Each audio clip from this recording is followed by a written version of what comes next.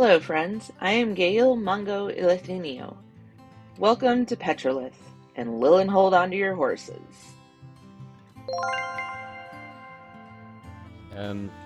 Yeah. Hey, on the upside, it'll be easy to tell how many legs they have left. I'm just gonna be like hanging from whatever highest point there is. What are a roper? Maybe there'll be some ropers in the cave. You know what? There's a couple of classic D&D monsters that I've just never come across in any of the games I've been in. I think a roper is one of them. I think roper was one of those ones from like first edition, like way in the way back. I like the idea of ropers. Also, they were in Half-Life 2, or maybe Half-Life 1 as well. I don't think I've ever played either of those. Oh, Half-Life 2 is so good. I played it recently, and it still stands up. Like, the graphics, the gameplay, it still holds up in today's market, and it's from 2004. Yeah. There's a couple games like that for me that are like, oh, this is still fun to play, even though it's like 20 years old. Yeah, the physics engine is miles beyond. I mean, fuck, the Portal games are still fun to play, right? And that's obviously the same engine and everything. Oh, yeah. Yeah. So, anyway. Yeah. Okay. So, we killed some bugs. Yes. Some bug and you guys lizards. can continue on your way and probably make it to the caves before nightfall. Okay. So we'll say that you continue on your way and make camp just outside the mines. Not caves, mines. Right. Well. Right, Jackson, you said there were some suspicious behooded people here bothering the miners. Is that correct? Did I say that? I thought that was why we were out here. Why we were out here in, like, bugfuck nowhere. Bugfuck nowhere. Yeah. Yeah. We're there to investigate the mines for cultists. Yeah, because it's underground and it seems plausible. Well, is it plausible or not? I mean, we've come all the way out here, and you know, we've had a rather good journey here. I think we'll all agree. But Jackson, I'd be rather disappointed if we don't find any chanting behooded figures deep in these mines here. Please do tell me you have something more than a hunch. What's wrong with hunches? Well, they're not scientific, for one thing. It's one thing to have a hunch that you can mix something with something else, and if you're wrong, all you get is a few singed eyebrows, but this is a 4-day round trip. And the acquisition of Bartholomew here aside, it's rather muddy and dank out here, and we almost got eaten by those wretched bug lizards again.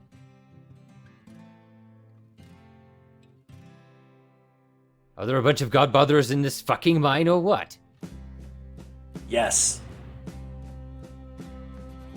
All right, well, then you go in first. You're acting very funny. Yes, that's right.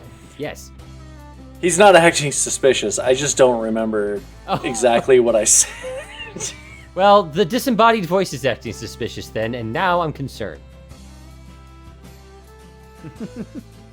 I don't want to metagame, but yeah, you're likely to run into some cult activity in the mines. Okay. All right, fine. Jackson is obviously much more convincing than you have led us to believe. Yes. And we wander on into the ill-advisedly dark and damp tunnel into the earth. Okay, so you guys wake up in the morning. You're outside of the foothills, which is a very small village, but there's a giant hole in the mountain right behind the village that you can see from outside. Well, it looks like this is the place. Well, it's a hole in the mountain. So it looks like a place. I don't see any spooky lights or weirdness coming out of it. How does it look? I know that they were in disrepair. Some sections of the mine have been shut down. Does it look like it's not active? No, it's still This road? it's still an active mine. Some sections were shut down. Just you mine a certain depth, you quit running into stuff, so you back out and take a different, go down a different vein. They mostly mine iron from here, but they do follow gold veins whenever they find them. As much as I enjoy diving into a great whacking hole in the ground and killing whatever we find inside, it looks like there's sapient humanoids working around in these parts here. Do we know who owns this mine? Is it the local community? Is it some sort of consortium? Should we be warning them that we're coming? We tend to make things explode. It's the town that owns it. It's basically that's why the town is there. Right. So, wait, the town we were just in, Rob? The one at the big race? No. The foothills is the town in front of the mine. Oh, okay. And they're the ones that own and operate the mine. Right. So should we be talking to somebody there at the town council or something before we go in there and quite possibly wreck this geological feature here, or? I mean, we may want to inquire and get a bit of direction. I don't really fancy the idea of getting lost underground. Ah, yes, a map. That would be useful too. Yes. Let's go talk to the city council. Exciting. Right. All right. Or town council. A group of octogenarians. Easily fooled, whatever. All right, Lynn, you lead the way. I'll see if I can cook up something interesting while we're walking. So, what does the town look like as we're entering? As you walk into the town, it looks like a decently prosperous mining town. Nothing so grandiose or opulent to really draw attention, but it's a decent enough town. Nothing's run down. Everything looks well maintained. Okay. Do we just follow the main streets? I know typically city centers have a main avenue that lead to them, or we can just ask for directions, but it seems like it's small enough that we should get there pretty quickly. There is a rather wide dirt road going through what you perceive to be the center of the town, straight from the entrance from the main highway, right through the town, and you can see it dead ends into the mine. You can tell that this town was built to serve the mine, as opposed to the mine being an afterthought.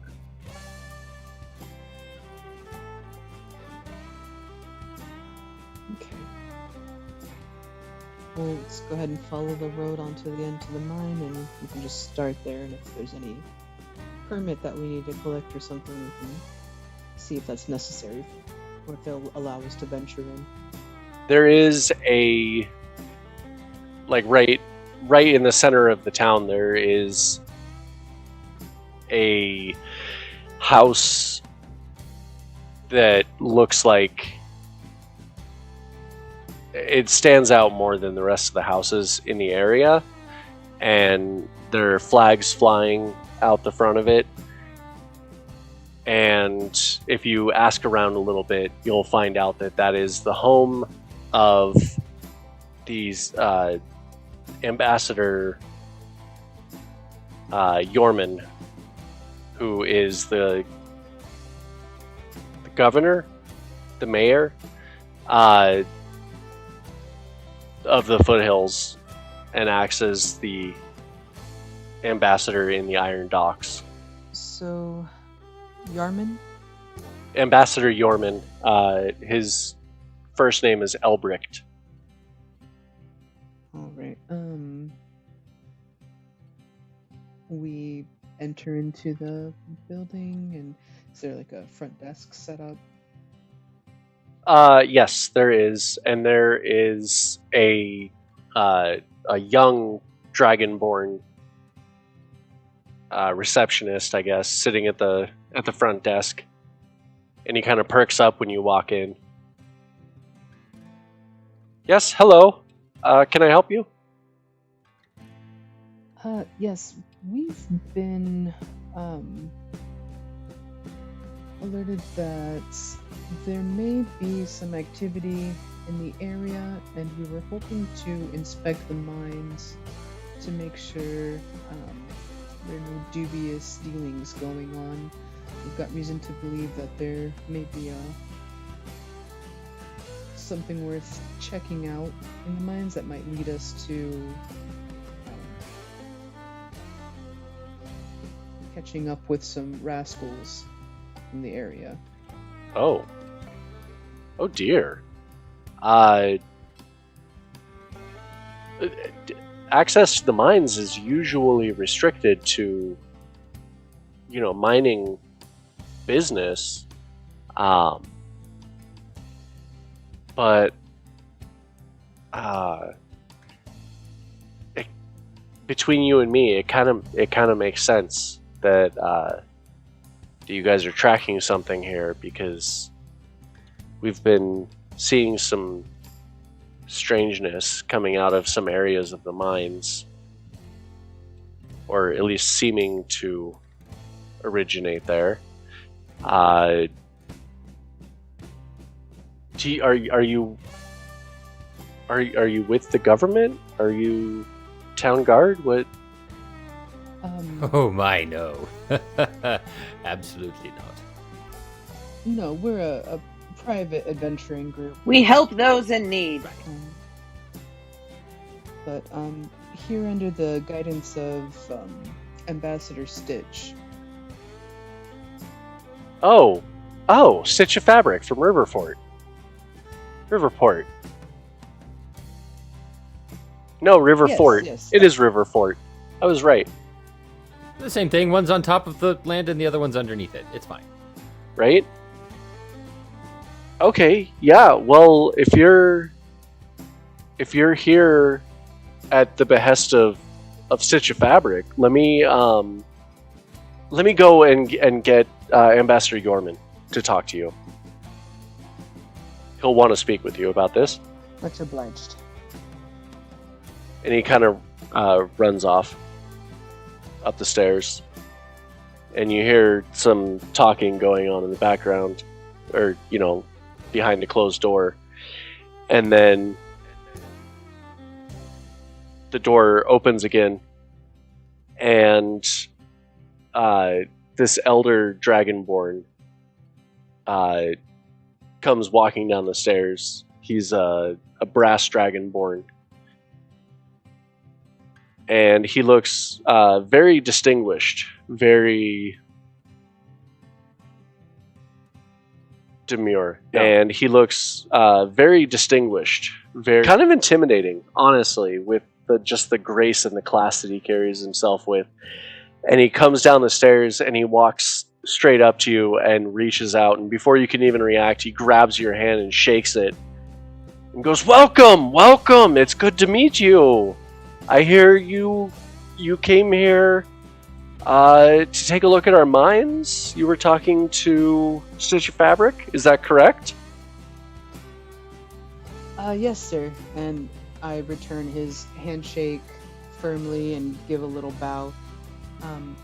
We've been following up with occultist activity, and we've been instructed to review this area. And when we heard of the mine and the situation that has been experienced here in the area, we figured this would be the most logical step. Well, we have been seeing some strange activity coming from a section of the mine that we've recently shut down. I don't know if it's these cultists that you're looking for, but it's mostly just activity where there shouldn't be any. We've had to hire some sellswords to come in and clear out a couple sections of abandoned mine that have been overrun with monsters, basically. But the miners stay away from the sections that have been shut down, mostly for that reason. Which is strange, because there's really been no trouble in the part of the mine that we're actively mining that you would expect to run into things. But that's great if you're here to solve a problem, whether or not we really were fully aware of the problem. Well, if you're... do a detailed report once we're finished examining it. Speaking of reports, did you get any reports from the previous sellswords? It'd be nice to get a general idea of the ecology of these underground caverns you've been digging into. The previous sellswords that we hired were for a group of spiders. I know it doesn't sound like much, but these were really big spiders. Certainly. Good. Big spiders, very poisonous, lots of good eating on them. Yes, I know the type. Yes, they're worth killing and eating, sure. Venomous, not poisonous. Big spiders? Yes.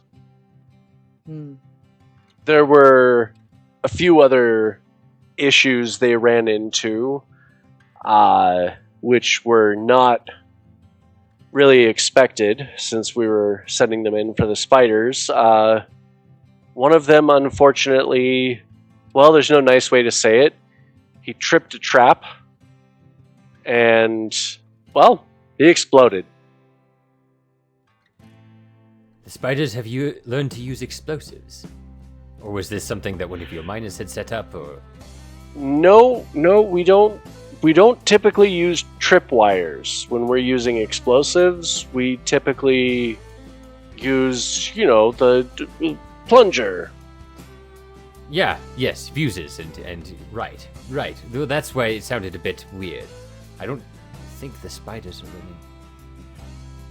I kind of want to see some spiders that have learned to use traps, but I think you might have a different problem back there. Something with, hands. I don't think that it's the spiders that laid the traps either. Right. No, that's a good clue that something else is going on there. Yeah. So, if you talk to Foreman Grace, she'll get you all, the access that you need, and just tell her that I said that it was okay. And if she asks for a password, it's polar bear. Oh, you have a secure operation here. Good for you. Yes, well, letters can be faked. Who have you been talking to? All right. Well, it sounds like we have a job, everyone. We've either got a very fascinating nest of spiders that have learned to make rudimentary explosives and traps, or some kind of humanoid that's up to no good. Or maybe just some particularly territorial dwarves that you've accidentally encroached on the territory of. So this will either be diplomatic or very messy, and I'm here for anything that doesn't involve more of this wretched road, frankly, so let's get to it. What is with this area and giant arthropods and arachnids? It's weird. I mean, arthropods are quite common. Really, considering the amount of life on this planet, there's it's us that are weird, just having 4 legs and skin. Don't they just give you the heebie-jeebies? I mean, like the big ones. Frankly, they make my mouth water. Azilla is played by Lynn, Brynox is played by Bryson, Harl is played by Anna, Mongo is played by Emily, Reginald is played by Zach, your GM is Rob. Executive producers Rob and Zach, sound mastering by Zach, video editing by Rob. Virtual tabletop is by Tailspire, minis are provided by Hero Forge, artwork is provided by TZN, and our music is from Pawns Are Kings.